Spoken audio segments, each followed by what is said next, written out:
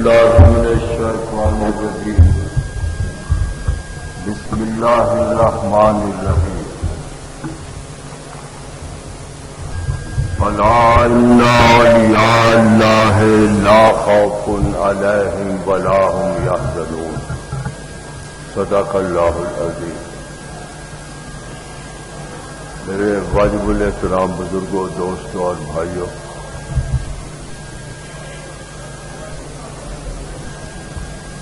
یہ رمضان المبارک کا مہینہ آنے والا ہے. انشاءاللہ اگر زندگی رہی تو روزے بھی رکھے جائیں گے اور بیان بھی کیا جائے گا. تو آئندہ جمعے کو اگر اللہ نے زندگی دی تو رمضان المبارک کے بارے میں کچھ بیان کیا جائے. آج کچھ دوستوں نے کہا تھا کہ پیر صاحب آپ بزرگان دین کے بارے میں بیان کرتے ہیں، بہت سے اولیاء کرام کے بارے میں بیان کیا، لیکن حضرت بابا فرید الدین مسعود گنج شکر ان کے بارے میں آپ نے بیان نہیں کیا، لہذا ان کے بارے میں بیان کریں. تو آج انشاءاللہ انہی کے بارے میں کچھ بیان کیا جائے گا، جو کہ آئندہ سے تو پھر رمضان کے بارے میں بیان ہوگا. آج کا جمعہ جو ہے، دیکھیے دوستوں، بات یہ ہے کہ یہ اللہ کی برگزیدہ ہستیاں جو ہوتی ہیں، اللہ کے مقربین جو ہوتے ہیں، بشری تقاضے کے تحت جو بھی اس دنیا میں آیا ہے، جو بھی پیدا ہوا ہے، اس نے مرنا ضرور ہے. ہم جیسے گناہگار مرتے ہیں، بعد میں ہمیں کوئی پوچھنے والا ہی نہیں ہوتا. لیکن اگر کوئی اللہ کی برگزیدہ ہستی جب اس دنیا سے فارغ ہو جاتی ہے تو قیامت تک ان کا نام لیا جاتا ہے، ان کے بارے میں بیانات کیے جاتے ہیں.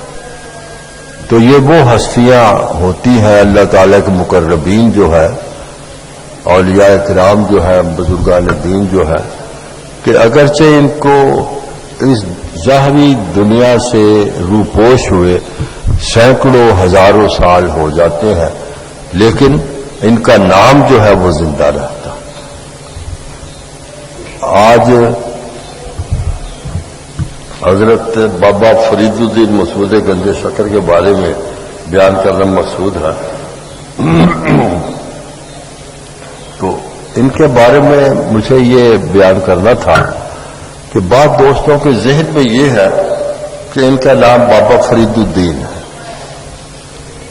سب دوست یہی نظریہ رکھتے ہیں اور ہمارے ذہن میں یہی ہے کہ ان کا نام فرید الدین ہے، لیکن نہیں، ان کا نام فرید الدین نہیں تھا.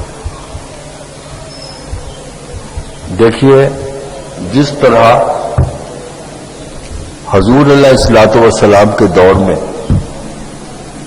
ایک شخص تھا جو ہر وقت حضور کے نعوذ باللہ خلاف بولتا تھا، مسلمانوں کے خلاف بولتا تھا، اس نے کبھی بھی کوئی صحیح بات نہیں کرنی ہوتی، جس کا نام تھا عمر بن حشام.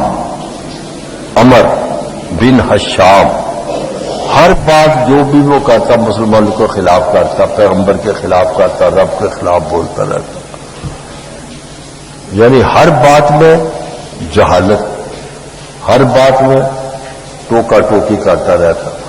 تو حضور علیہ الصلوۃ والسلام کی ذات بابرکات نے ارشاد فرمایا، عمر بن حشام، تو عمر بن حشام تو نہیں ہے، تیرا نام تو ابو جہل ہونا چاہیے تھا. تو وہ اس کا اصل نام عمر بن حشام تھا، لیکن حضور کے فرمان کے مطابق وہ ابو جہل ہو گیا. اب سب دنیا کو پتا وہ ابو جہل، اس کا نام ابو جہل نام تو نہیں، اس کا نام تھا عمر بن حشام. اسی طرح ہم سب یہ جن کا ذکر کر رہا ہوں، سب کو پتا ہے، سب ہم یہی کہتے ہیں کہ فرید الدین، لیکن یہ ان کا نام تو نہیں، فرید الدین نام نہیں. ان کا جو اصل نام تھا، ان کا نام تھا مسعود. میم سین این پیشوا دال، مسعود ان کا نام تھا. تو پھر فرید الدین کیسے یہ بن گئے؟ یہ بھی تو بات ہے نا کہ نام ماں باپ نے مسعود رکھا اور فرید الدین بن گئے. تو بتانا یہ مقصود ہے کہ جس طرح حضور علیہ الصلوۃ والسلام کی ذات بابرکات نے عمر بن حشام کو ابو جہل بنا دیا، اس طرح جب یہ مرید ہوئے حضرت خواجہ قطب الدین بختیار کاکی کے مرید ہوئے، وہ ان کے پیشوا ہیں. انہوں نے ارشاد فرمایا کہ بابا جی کہتے تھے ان کو، اپنے مرید کو، اور ارشاد فرمایا کہ بابا تمہارا نام تو مسعود ہے نا؟ ہاں جی. تو پھر آج سے تمہارا نام بابا فرید الدین مسعود ہوگا. تو پیر صاحب کے کہنے کے مطابق ان کا نام جو تھا وہ فرید الدین ہو گیا، حالانکہ ان کا اصل نام تو مسعود تھا. تو اس کا مطلب ہے کہ انبیاء کرام یا بزرگان دین جس کو جس لاڈ پیار کے نام سے پکارتے ہیں وہی ان کا نام بن جاتا ہے. اب سب کو پتہ ہے ان کا نام فرید الدین ہے نا، ان کا نام تو مسعود ہے. تو پورا نام ان کا یہ بن گیا فرید الدین مسعود. اور گنج شکر، گنج کے معنی ہوتا ہے خزانہ، اور شکر والے شکر، شکر کا خزانہ. تو یہ شکر کا خزانہ کہاں سے آ گیا ان کے پاس؟ ان کے کاروبار کے شکر کا تو نہیں تھا. ان کے بارے میں دیکھیے گنج شکر ان کو کیوں کہتے ہیں؟ ہمارے لاہور میں بھی ہے داتا علی حجویری گنج بخش، یعنی خزانہ بخشنے والے، اور یہ ہے گنج شکر، شکر کا خزانہ. تو ان کے بارے میں دو روایات پائی جاتی ہے کہ ان کو گنج شکر کہتے کیوں ہیں. ایک روایت تو یہ ہے کہ یہ جب بچپن میں چھوٹے سے تھے تو بڑا شوق سے یہ میٹھی چیز کھایا کرتے تھے، شکر، گڑ، چینی بڑے شوق سے کھاتے تھے، اور ان میں سے سب سے زیادہ شوق سے جو چیز استعمال کرتے وہ شکر تھی. تو ماں باپ نے ان کو اس لائن پر لگایا کہ بیٹا تم یوں کرو کہ جب بھی نماز پڑھو گے تو تمہیں تمہاری جائے نماز کے نیچے سے شکر ملے گی کھانے کی. اس طرف ماں باپ نے لگا دی، اور جب وہ ماں باپ جائے نماز بچھا دیتے اس کی ایک پڑیا شکر کی اس کے نیچے رکھ دی.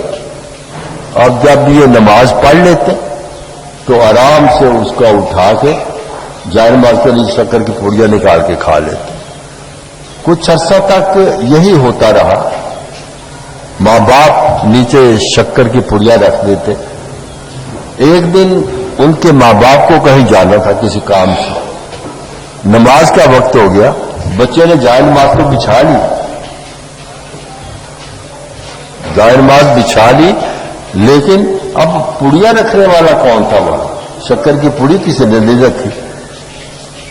رب تعالیٰ نے یہ دیکھا کہ یہ اس طرح بندہ میرے نزدیک آنے کی کوشش کر رہا ہے، تو ملائکہ کو حکم دیا کہ ایک شکر کی پڑیا اس کی جائے نماز کے نیچے چپ کر کے رکھو.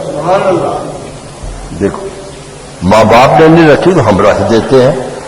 تو وہ جب انہوں نے جائے نماز اٹھائی، نماز پڑھنے کے بعد دیکھا نیچے شکر کی پڑیا، اپنی روٹین کے مطابق انہوں نے کھا لی. بعد میں ماں باپ آئے تو بیٹا وہ نماز پڑھ لی جی، پڑھ لی بیٹا، وہ شکر کھائی جی، وہ تو نیچے پڑیا پڑی ہوئی تھی. اب ماں باپ حیران تھے اس بات پر کہ تمہارا ہم نے تو رکھی نے، تو یہ شکر کہاں سے آ گئی؟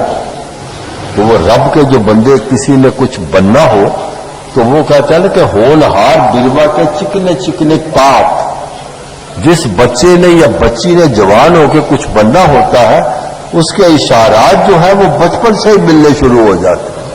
اب اندازہ کیجئے کہ جس بچے سے رب اتنا پیار کرتا ہوگا وہ کس مقام کا ہوگا، رب نے ان کو کیا مقام عطا فرمایا ہوگا. ایک روایت تو یہ ہے کہ ان کو گنج شکر اس لیے کہتے ہیں. دوسری روایت یہ ہے کہ آپ ایک دن تشریف لے جا رہے تھے، سڑک پر بارش ہو چکی تھی، بارش ہو چکی تھی تو آپ دوستوں نے دیکھا ہوگا کہ عام طور پر سڑک پر کیچڑ ہو جاتا ہے. تو یہ مسعود تشریف لے جا رہے تھے تو چلتے چلتے پاؤں جو ہے نا جوتا وہ پھسل گیا اور بابا جی جو تھے وہ منہ کے بل زمین پر سڑک پر گر گئے. تو وہاں تو کیچڑ تھا تو کیچڑ آپ کے منہ میں پڑ گیا. کیچڑ آپ کے منہ میں پڑ گیا تو لوگ آئے, انہوں نے کہا بابا جی گر کے, بابا جی کو اٹھاؤ, بابا جی کو اٹھاؤ. تو انہوں نے منہ سے کیچڑ نکالنا چاہا تو جب بابا جی نے منہ کھولا کیچڑ نکالنے کے لیے تو اس کیچڑ کی بجائے شکر تھی. دیکھو یہ اللہ تعالیٰ اپنے نیک بندوں کے کیسے لاڈ کرتا ہے, بشرطے کہ وہ واقعی اللہ کی برگزیدہ ہستی بننے والی ہو تو رب اس کو لاڈ کرتا. تو اسی وجہ کر کے یہ جو میں نے عرض کیا ابھی کہ فرید الدین ان کے پیشوا نے ان کو کہا کہ بیٹا تمہارا نام مسعود ہے لیکن آج سے تو بابا فرید الدین مسعود کے نام سے ہوگا. مسعود کا نام ہی لوگوں کو بھول گیا, فرید الدین مشہور ہوگا. اور گنجے شکر یہ دو باتیں تھیں ان کے لیے کہ جن کی وجہ سے وہ گنجے شکر کا حلوہ دینے لگے. آپ کی پیدائش جو ہے حضرت بابا فرید الدین مسعود گنج شکر کی پیدائش 569 ہجری میں ہوئی. 569 ہجری تو کافی عرصہ ہو گیا. آپ کا اصل نام مسعود اور آپ کی پیدائش کہاں ہوئی؟ آپ کی پیدائش بھی تو آخر ہوئی نا. آپ کی پیدائش ہوئی جو ملتان کے رہنے والے دوست ہیں, یہ ملتان جانے آنے والے ہیں, ان کے علم میں ہوگا کہ ملتان کے قریب ایک گاؤں ہے جس کا نام ہے کھوتوال. کھوتوال. آپ کی پیدائش ملتان کے قریب اس گاؤں کھوتوال میں ہوئی, ملتان کے نزدیک. آپ کے والد گرامی جو تھے وہ اللہ تعالیٰ کی برگزیدہ ہستیوں میں ٹاپ نمبر پر تھے, بابا فرید الدین مسعود گنج شکر کے والد صاحب. اور ان کا اسم گرامی تھا حضرت جمال الدین سلیمانی رحمت اللہ تعالی علیہ. یہ ان ہستیوں میں سے تھے. آپ کی والدہ ماجدہ کا اسم گرامی, آپ کی والدہ ماجدہ کا اسم گرامی جو تھا وہ تھا کرسم خاتون. دیکھیے ایسے نام آپ دوستوں نے سنے نہیں ہوں گے لیکن ہے, ان کا نام کرسم خاتون تھا. تو کیا یہ ملتان کے رہنے والے تھے؟ نہیں, ملتان کے نہیں رہنے والے تھے.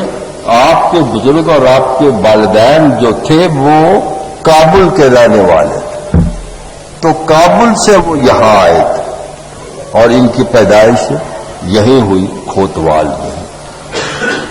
اور آپ دیکھنے والی چیز ہے کہ آپ کا سلسلہ نسب جو ہے, جو پیران نظام کے شجرہ شریف ہوتے ہیں, شجرے سے اوپر تک کسی نہ کسی بزرگ ہستی سے نام ملتا ہے.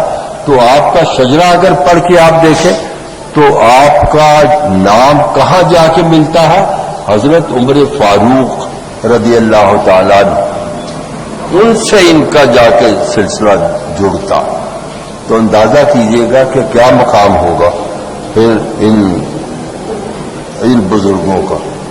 تو آپ نے ابتدائی تعلیم جو حاصل کی وہ کھوتوال میں ہی, پنڈ میں ہی تعلیم حاصل کی.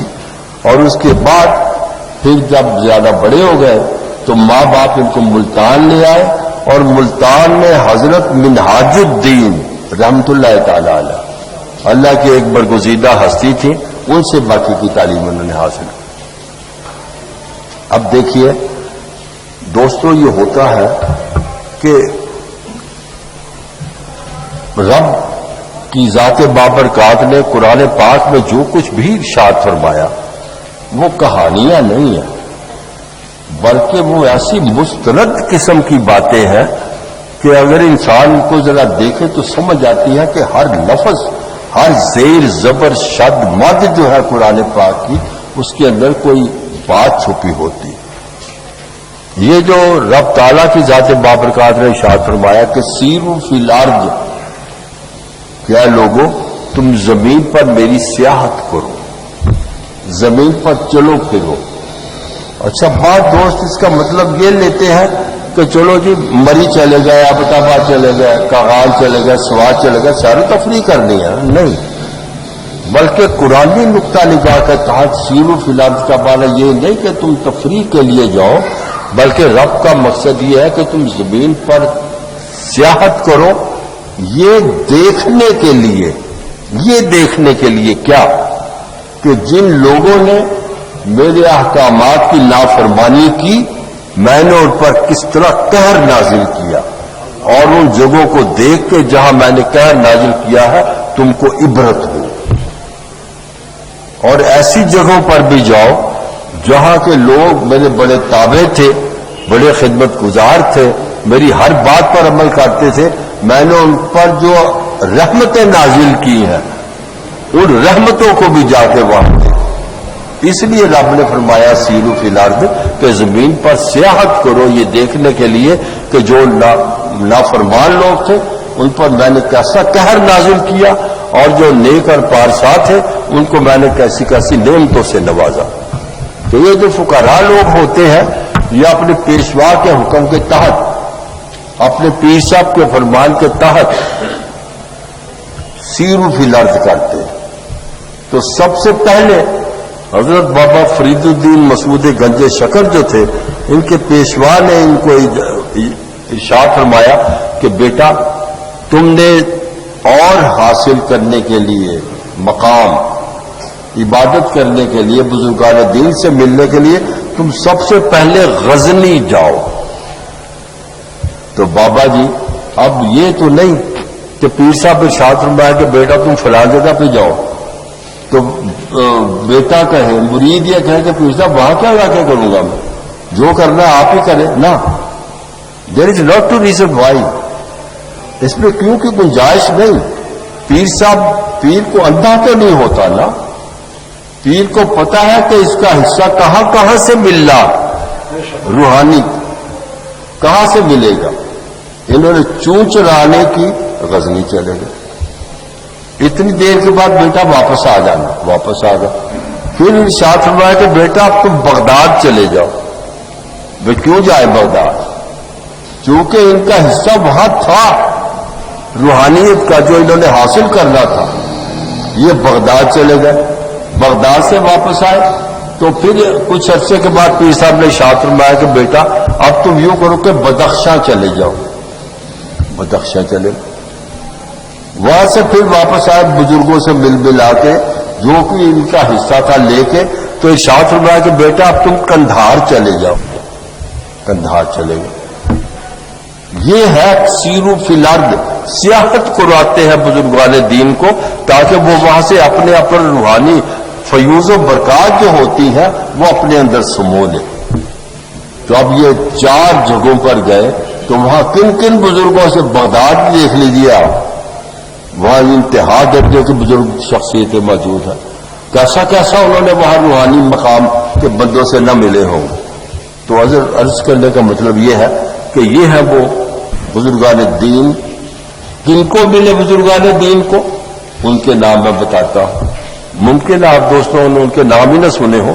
سب سے پہلے جنہوں نے فیض حاصل کیا انہوں نے جس بزرگ سے، ان کا اسم گرامی خواجہ اجل شیرازی، شیراز کے رہنے والے خواجہ اجل شیرازی۔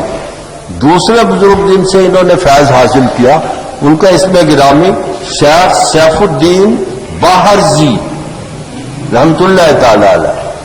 تیسرے بزرگ جن سے انہوں نے فیض حاصل کیا ان کا اسم گرامی امام حدادی رحمت اللہ تعالی علیہ۔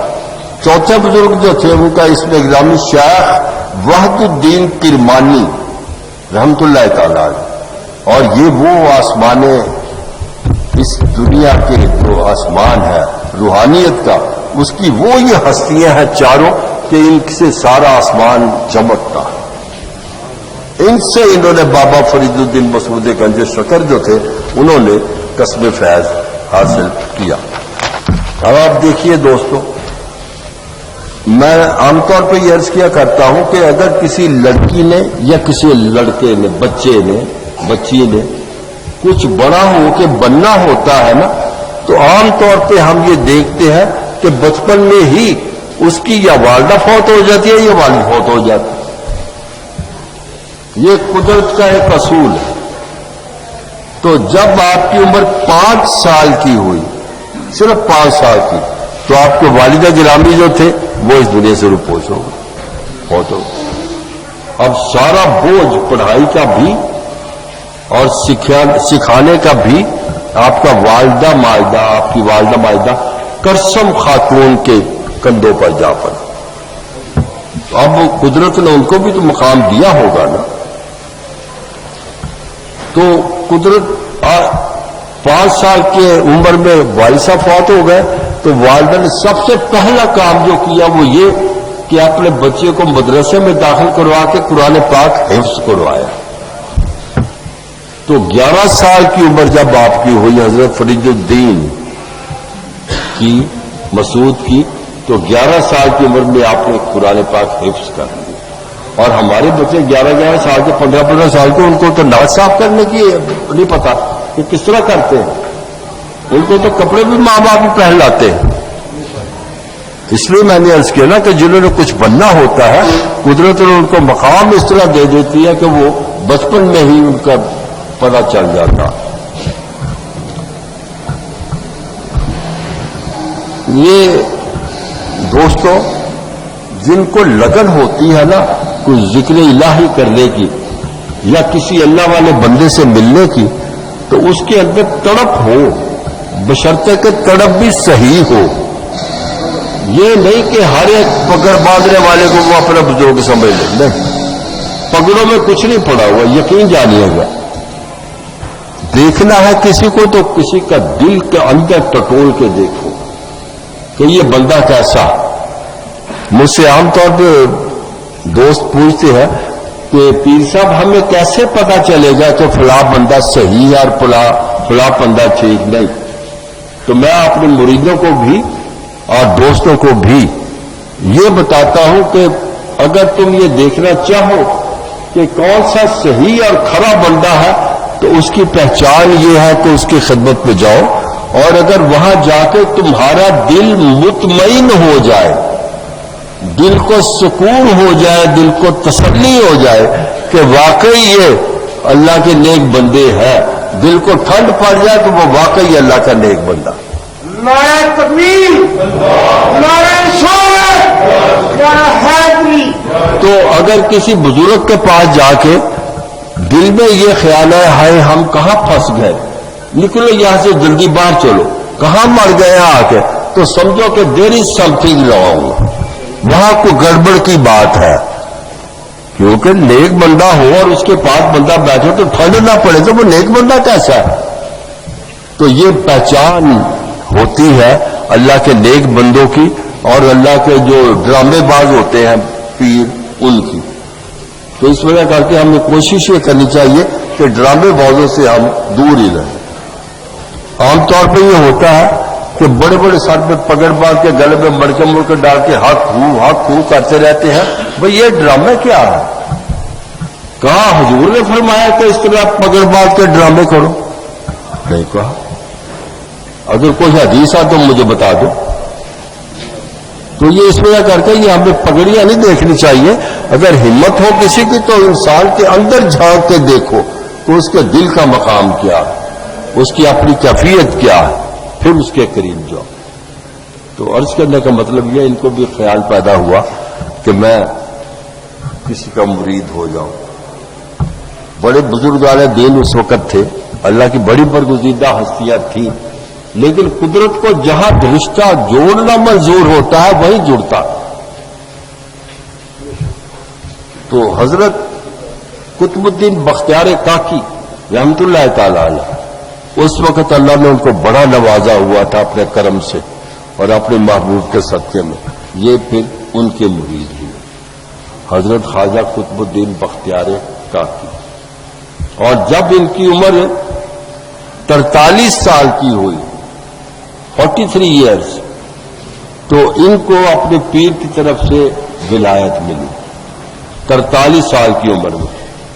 تو جس کو ولایت یا خلافت مل جاتی ہے وہ پھر ایک ہوتا ہے کہ جس کو ہم کہتے ہیں کہ خلیفہ، پیر صاحب نے خلافت دے دی تو وہ خلیفہ جو ہے وہ اس کو یہ اجازت نہیں ہوتی کہ وہ آگے اپنے مرید بھی بنائے.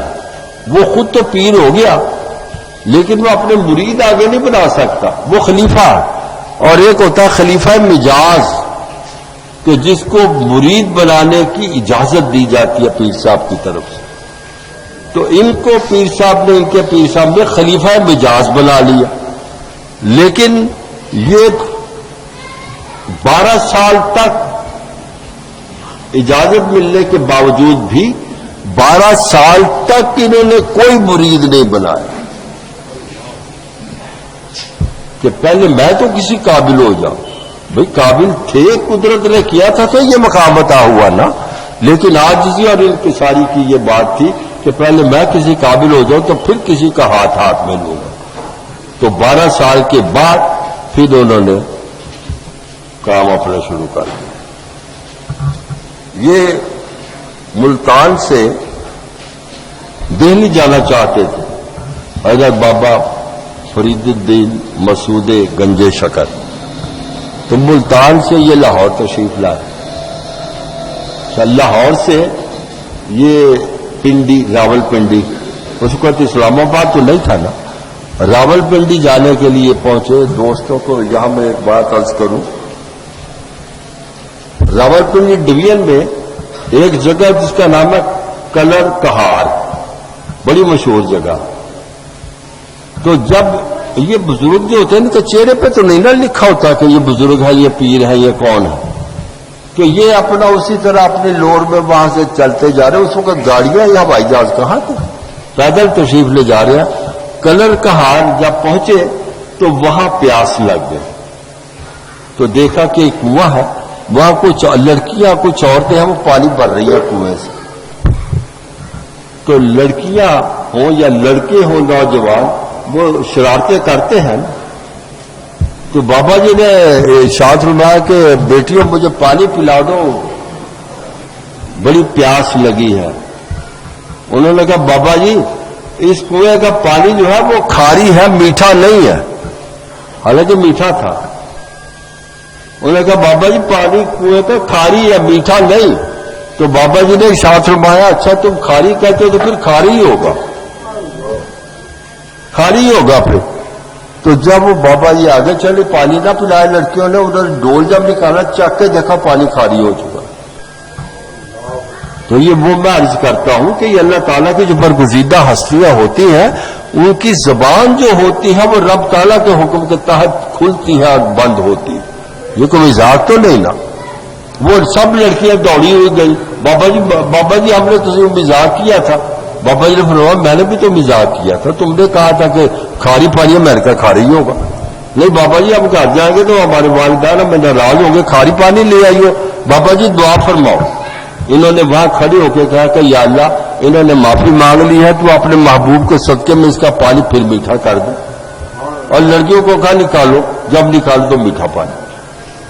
تو عرض کرنے کا مطلب یہ ہے کہ ان کی زبان جو ہے، فقراء لوگ جو ہوتے ہیں، اللہ کے مقربین جو ہوتے ہیں، اللہ کے درویش لوگ جو ہوتے ہیں، وہ رب کے حکم کے تحت بولتے ہیں. یہ ٹھیک ہے کہ ان کی اپنی، جب اپنی مرضی ان کی ہوگی تو پھر یہ کیا مقام ہوا. جب کوئی اللہ والا بندہ بن جاتا ہے تو پھر اس کی اپنی مرضی تو نہیں ہوتی نا. پھر تو جیسے رب اور رسول فرما دے وہ اس کی مرضی، اپنی مرضی کا تو دخل ہوتا ہی نہیں. تو عرض کرنے کا مطلب یہ ہے کہ یہ میٹھا پانی پھر ہو گیا.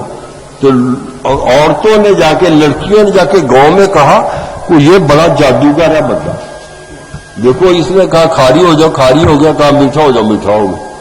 یہ تو کوئی جادوگر بندہ لگتا ہے بابا سا. تو وہ ان کو پکڑنے کے لیے پہنچے ہیں کہ ان کو پکڑو بابے کو، یہ کون ہے. تو جب میں پڑھ رہا تھا آگے پہاڑی علاقہ ہے نا، شروع ہو جاتا. آپ نے ایک پہاڑی کو ارشاد فرمایا کہ رب کے راہ پر مجھے راستہ دے دو. تو وہ پہاڑی جو تھی وہ پھٹ گئی اور بابا جی اس کے اندر چلے گئے، پہاڑی پھر بند ہو گئی، وہ آگے نکل گئے. تو یہ کیسی ہستیاں ہیں، یہ کیسے اللہ کی برگزیدہ شخصیتیں ہیں. اللہ نے ان کو کیسا زبان عطا کی ہے کہ زبان کے بعد بھی سارے کام ہوتے رہتے ہیں. تو وہ آگے چلے گئے. اب دیکھیے بزرگوں نے کہا محلے کے جو تھے گاؤں کے جو تھے بابا جی آپ تو آپ گئے نکل گئے نا. اچھا وہ لوگ پیچھے جا پہنچے نہیں, وہ پہاڑ کے اوپر سے چڑھ کے چلے گئے یا پہاڑ کو کاٹ کے چلے گئے. تو جب آگے جا کے ان کو کہا کہ بابا جی ہمیں تو بڑا افسوس ہے کہ آپ تو واقعی اللہ والے بندے ہیں, تو ہمارے گاؤں میں کوئی چشمہ نہیں ہے, پتھریلی زمین ہے, تو آپ کی بڑی مہربانی وہاں کچھ ایسا کام کرے کہ کچھ چشمہ ہی نکل آئے. تو دوستوں نے دیکھا ہوگا چوہا سیدل شاہ روڈ پر وہاں ایک چشمہ ہے, بابا جی نے وہاں آ کے اپنا عصا جو تھا وہ زمین پہ یوں کر کے مارا, وہاں سے چشمہ پھوٹ پڑا, جو چشمہ ابھی تک نکلا چوہا سیدل شاہ اس کے قریب. تو عرض کرنے کا مطلب یہ ہے یہ کچھ جادوگر نہیں ہوتے نا, یہ تو اللہ کی وہ برگزیدہ اور متبرک شخصیتیں ہوتی ہیں کہ جن کو قدرت نے یہ مقام عطا فرمایا ہوتا ہے کہ اللہ تعالیٰ کی رحمت ہو جاتی ہے. اور وہ چشمہ جو ہے وہاں کیا کرتے ہیں, لوگ پانی بھی پیتے ہیں, لیکن جس کے جسم پر پھوڑے پھنسیاں ہوتی ہیں وہ وہاں جا کے نہا لے اس چشمے سے, تو پھوڑے پھنسیاں ٹھیک ہو جاتی. یہ بزرگوں کی کرامت.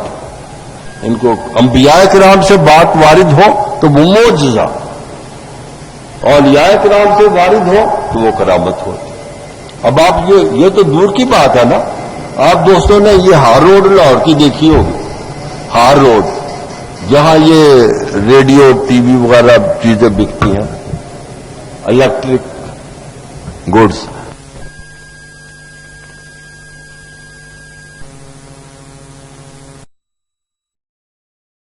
ہینڈ پمپ لگا ہوا ہے, وہ بھی کسی بزرگ کی کرامت ہے کہ جس کسی بچے کے جسم پر چھالے نکل آتے ہیں نا سفید سفید, تو وہ وہاں جا کے نہلا دیتے اپنے بچے کو 3 دن, تو اللہ کی رحمت سے وہ ٹھیک ہو جاتا. وہ لاہور میں ہے اور یہ چوہا سیدل شاہ کے قریب. تو عرض کرنے کا مطلب ہے یہ اللہ تعالیٰ کی بزرگ شخصیتیں جو ہوتی ہیں یہ اللہ تعالیٰ نے ان کو بڑا مقام عطا فرمایا ہوتا. ان کے بارے میں مجھے یہ بھی عرض کرنا تھا کہ اللہ کے نیک بندے جو ہوتے ہیں وہ بڑا ان پر اللہ تعالی کی طرف سے بڑا کرم ہوتا. مجھے کسی نے بتایا کہ پیر صاحب یہ سکھ لوگ جو گرنتھ پڑھتے ہیں نا, گرنتھ, تو سکھوں کا عقیدہ یہ ہے کہ جس طرح مسلمان پیغمبروں پر آسمانی کتابیں نازل ہوئی, ہمارے گرو نانک پر یہ گرنتھ نازل ہوا. یہ ان کا عقیدہ, اپنا اپنا نظریہ, اپنا اپنا عقیدہ ہوتا ہے.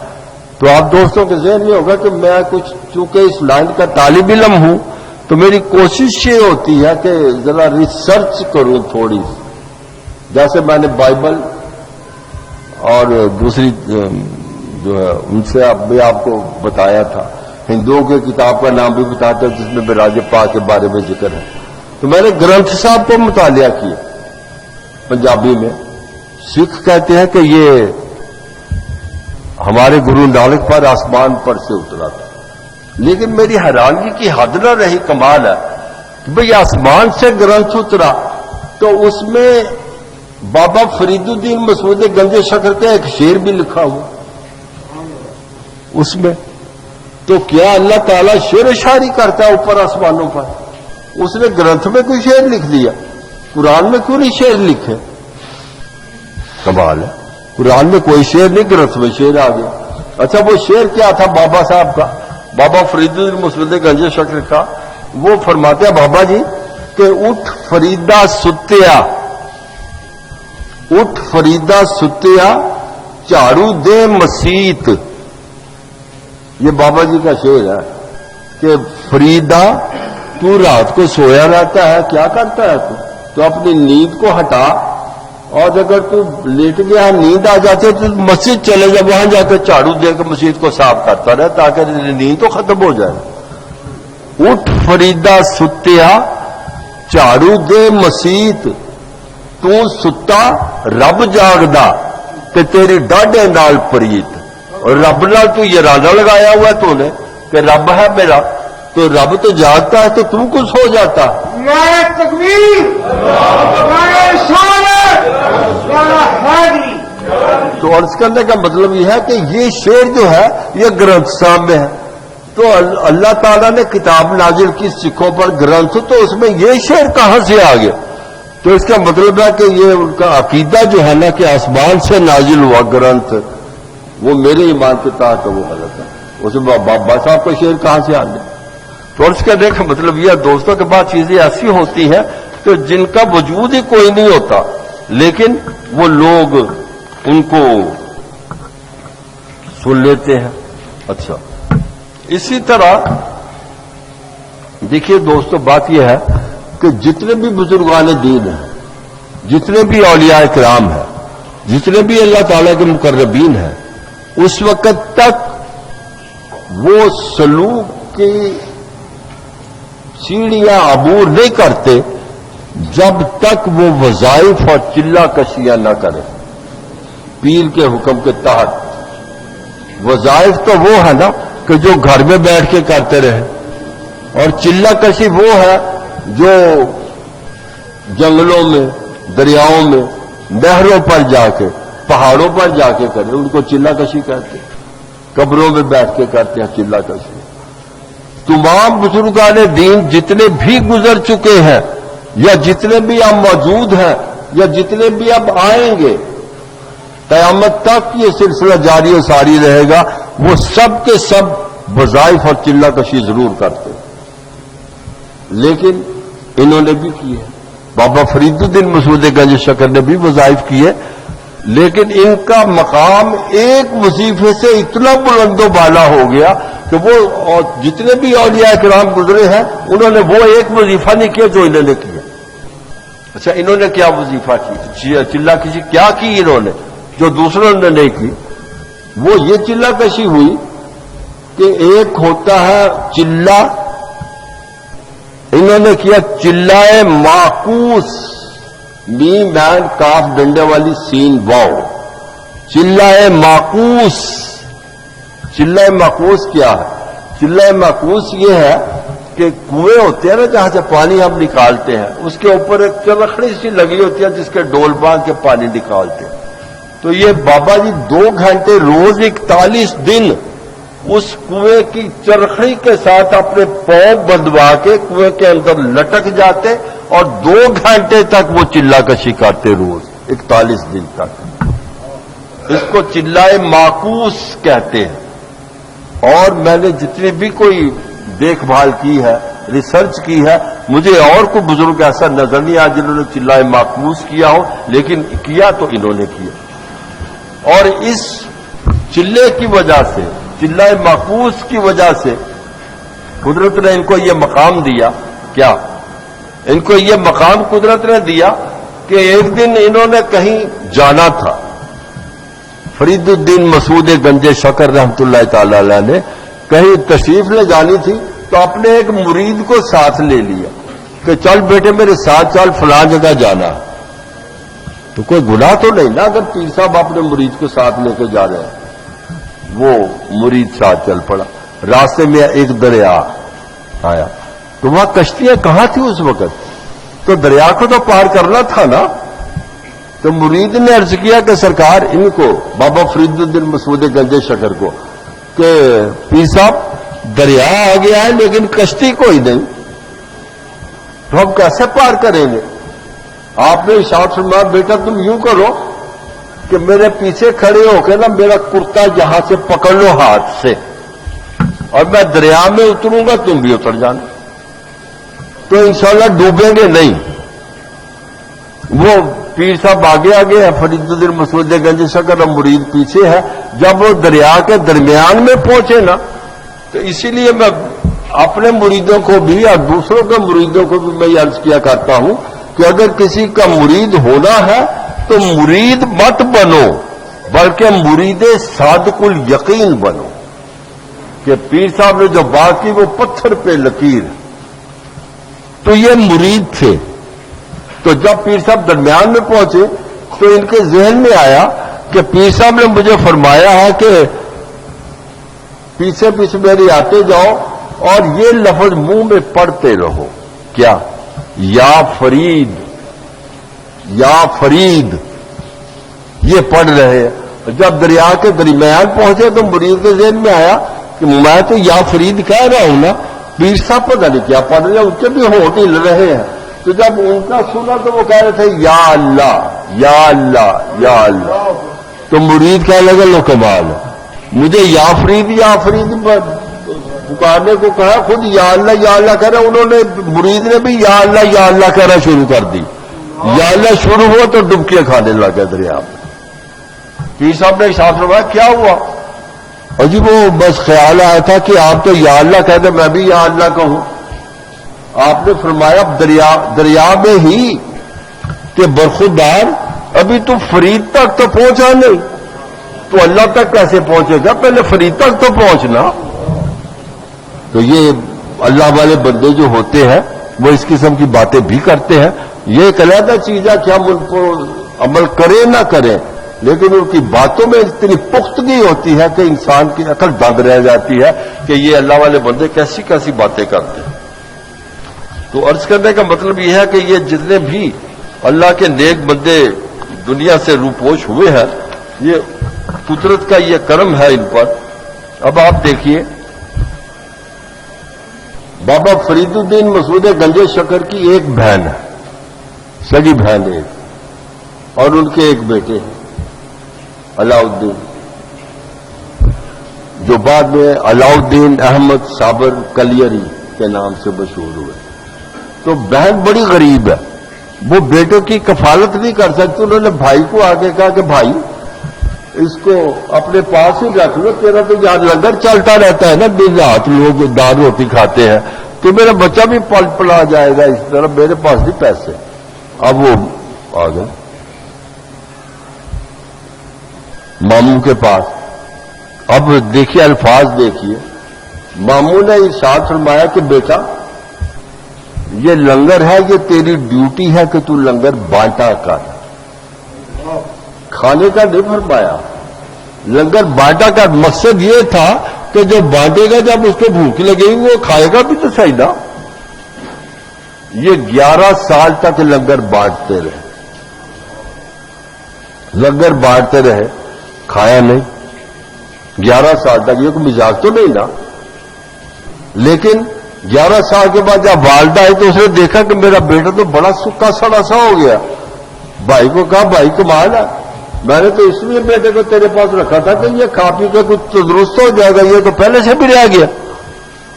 بلایا علاؤالدین کو, بھائی بیٹا وہ کھاتے پیتے نہیں تھے؟ تو عرض کیا کہ نہیں بابا جان, وہ آپ نے فرمایا تھا نا کہ یہ لنگر بانٹو, کھانے کا تو آپ نے نام ہی نہیں لیا. آپ مجھے فرما دیتے نا کہ کھا بھی لیا کرو, تو پھر میں بانٹتا بھی کھاتا بھی. تو اس وقت حضرت بابا فرید الدین مسعود گنج شکر نے ارشاد فرمایا کہ علاؤالدین احمد تم صابر ہو.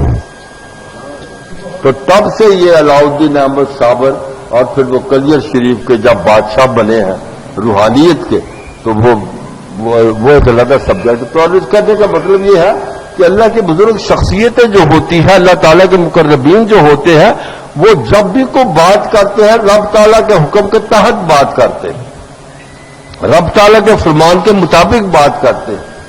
اپنے محبوب کے بارے میں تو رب نے قرآن میں فرما دیا نا کہ وما ینطق عن الہویٰ ان ہوا الا وحی یوحیٰ, کہ میرا محبوب جو ہے وہ اپنی مرضی سے تو بات ہی نہیں کرتا, وہ تو وہ کچھ کہتا ہے جو اس پر وحی کی جاتی ہے.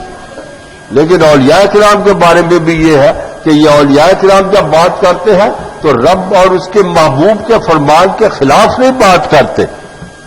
جس طرح اللہ اور اس کا محبوب حکم دیتا ہے اسی طرح ان کی زبان بھی چلتی, اسی طرح یہ زبان کھولتے ہیں اپنی. تو یہ ہے وہ حضرت بابا فرید الدین مسعود گنج شکر رحمۃ اللہ تعالی علیہ. ان کے بارے میں یہ میں نے جیسے ابھی عرض کیا تھا کہ آپ مرید ہیں حضرت خواجہ قطب الدین بختیار کاکی کے، اور آپ کے مریدوں میں سے جو خلفاء ہیں جن کو انہوں نے خلافت سے سرفراز کیا، ان میں سے سب سے پہلے بندے جو تھے وہ حضرت علاؤ الدین علی احمد صابر کلیر شریف والے، سب سے پہلے ولایت بابا جی نے جو عطا فرمائی وہ کلیر شریف والے۔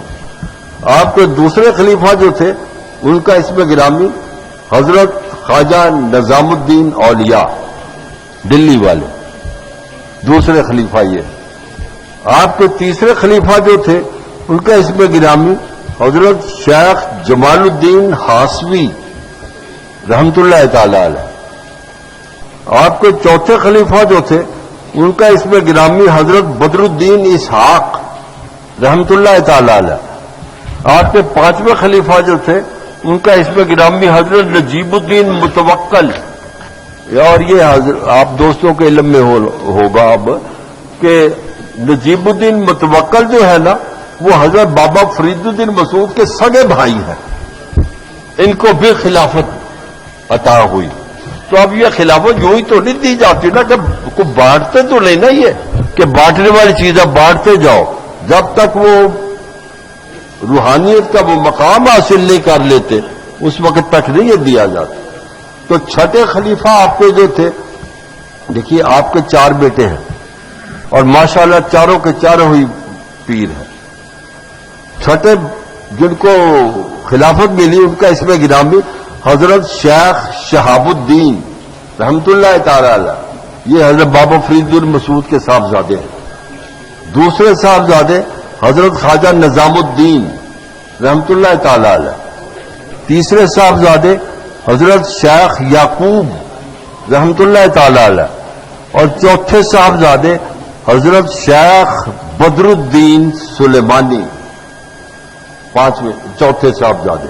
تو یہ 4 صاحبزادے صاحب کمال پہ پہنچے اور ان کو ولایت ملی، اور 5ویں آپ کے بھائی، آپ کے 9 خلفاء، خواجہ نظام الدین اولیاء بڑے بلند و بالا مقام پر پائے گئے، وہ یہ پھر بعد میں مکمل ذکر کروں گا۔ تو عرض کرنے کا مطلب یہ ہے کہ یہ جو قدرت کا کام ہے وہ اسی طرح ہے کہ قدرت جب کسی کو نوازتی ہے تو پھر یعنی جس کو کہتے ہیں بیونڈ ایکسپیکٹیشن، بندہ سوچ بھی نہیں سکتا کہ اس طرح بھی اللہ تعالیٰ نوازے گا، لیکن وہ کہتے ہیں نا وہ نوازنے پہ آئے تو نوازتے زمانہ، وہ کریم ہی جو ٹھہرا تو کرم کا کیا ٹھکانا، اس کے کرم کا ٹھکانا وہ جب چاہتا ہے ایک پگلے بندے کو تندرست صحیح کر کے تو اس کو ولی بنا دیتا۔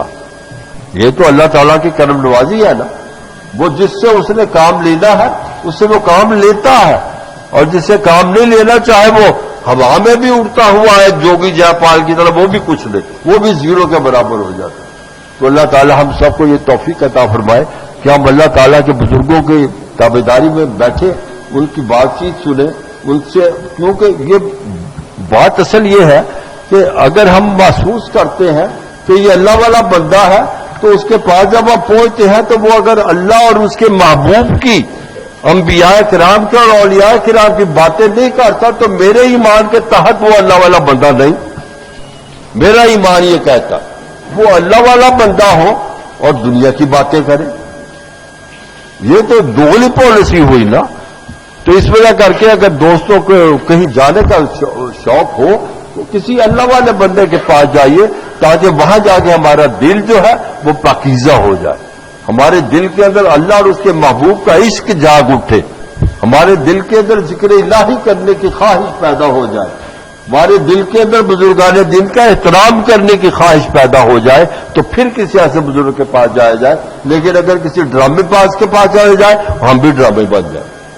اس لیے کوشش یہ کیجیے گا کہ اللہ ہم سب کو کسی ایسے بندے کے ساتھ منسلک کرے کہ جو واقعی اللہ والا بندہ ہو۔ وما لنا الا البلاغ المبین۔ جن دوستوں نے سنت ادا نہیں کی وہ سنت ادا